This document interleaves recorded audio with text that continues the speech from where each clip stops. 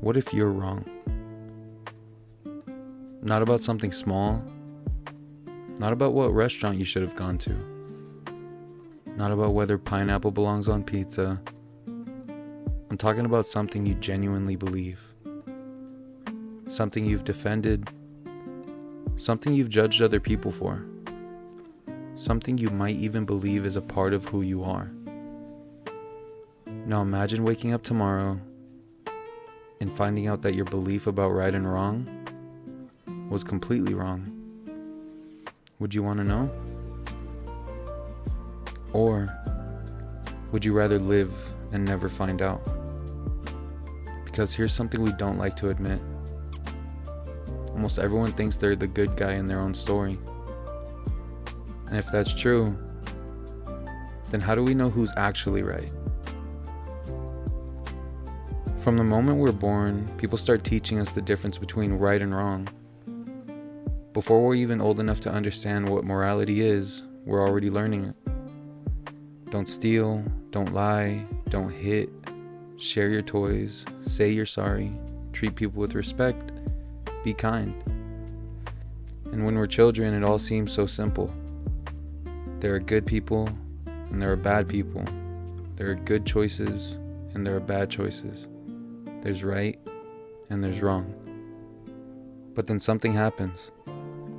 We grow up. And suddenly life doesn't give us simple choices anymore. Sometimes telling the truth hurts someone. Sometimes following the rules creates an unfair outcome. Sometimes doing what feels right to you looks completely wrong to somebody else.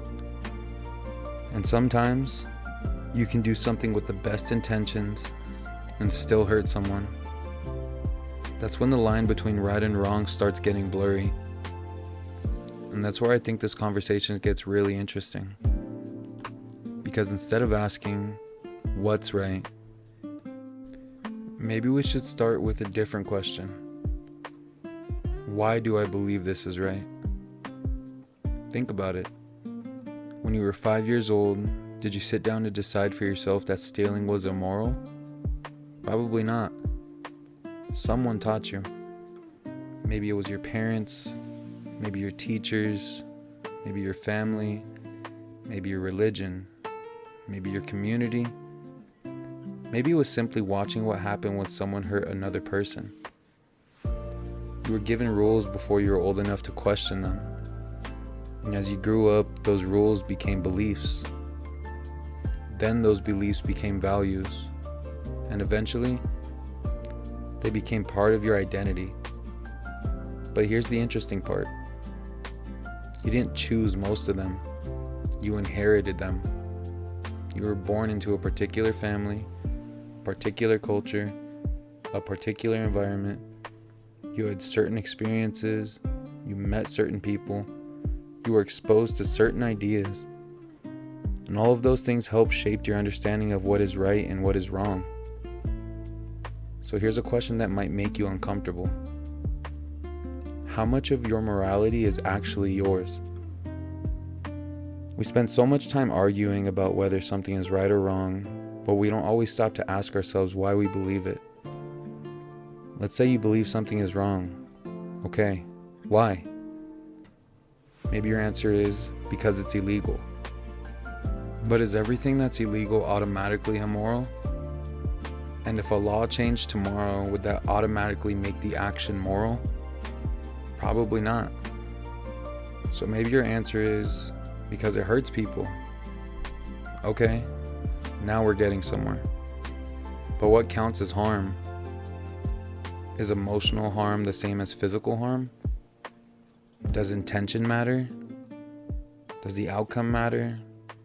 Does context matter?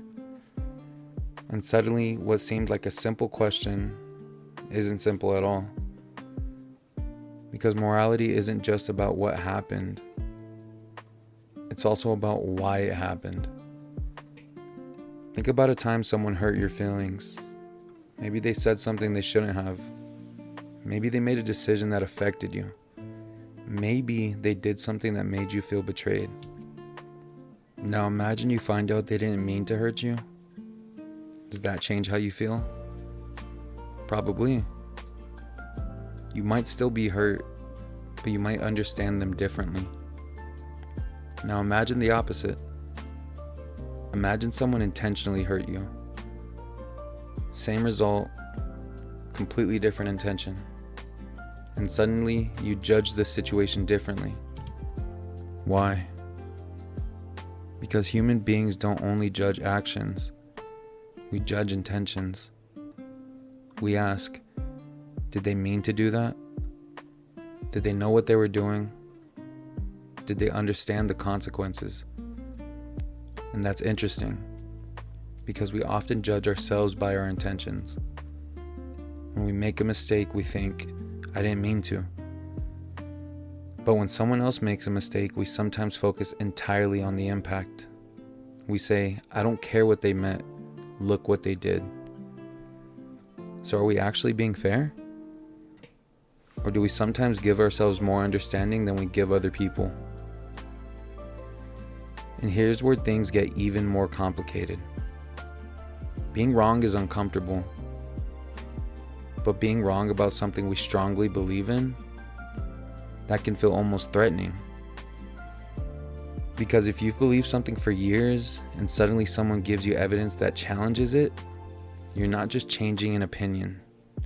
You're admitting, maybe the way I've understood this wasn't completely correct. And that's hard. So instead of asking, could I be wrong? We sometimes ask, how can I prove that I'm right? Those sound almost identical, but they're not. One is curiosity, the other is defense. And when we're defending ourselves, we're not necessarily looking for the truth. We're looking for evidence that makes us feel comfortable. Think about an argument you've had with someone. Have you ever realized halfway through that maybe they had a point, but you kept arguing anyway? Why?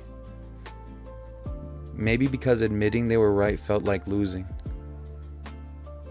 What if changing your mind isn't losing? What if changing your mind means you learned something? Now think about how many people exist in the world. Billions.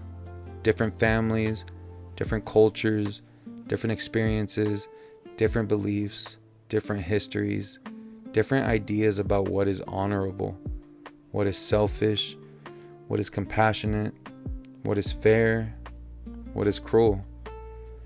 And yet almost everyone believes their own understanding makes sense. That's important. Because when we look at someone who disagrees with us, it's easy to think, how could they possibly believe that? But maybe the more useful question is, what do they see that I don't? You don't have to agree with somebody to understand them. Understanding someone's perspective doesn't mean approving of everything they do. It simply means you're willing to step outside your own perspective for a moment and ask, why does this make sense to them? That question can be uncomfortable, but it can also teach you something. The hardest moral decisions usually aren't between something obviously good and something obviously evil. They're between two things that both seem important. Honesty versus kindness. Loyalty versus fairness. Freedom versus safety. Justice versus forgiveness. Rules versus compassion. And that's when morality gets difficult.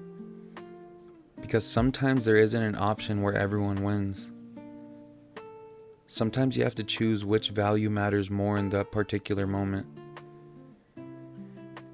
And that's why simply saying, I know what's right, can be dangerous. Because maybe you know what you believe is right, but you haven't considered what that decision costs. Maybe doing the right thing for one person creates a problem for another. Maybe protecting one value means sacrificing another. And maybe morality isn't about finding the perfect answer. Maybe sometimes it's about making the best decision you can, with what information you have, and accepting responsibility for the consequences. Now I want you to think about something. What if you had been born somewhere completely different? Different parents, different culture, different environment, different experiences. Do you think you'd believe exactly what you believe today? Maybe, but maybe not. And that doesn't mean your beliefs are automatically wrong. It means they are worth examining. Because sometimes we confuse "I've always believed this" with "this must be true." Those aren't the same thing. Something being familiar doesn't make it true, and something being unfamiliar doesn't make it wrong. That's why questioning yourself matters. Not because you should doubt everything, but because you should understand why you believe what you believe. So maybe the real question isn't, am I a good person?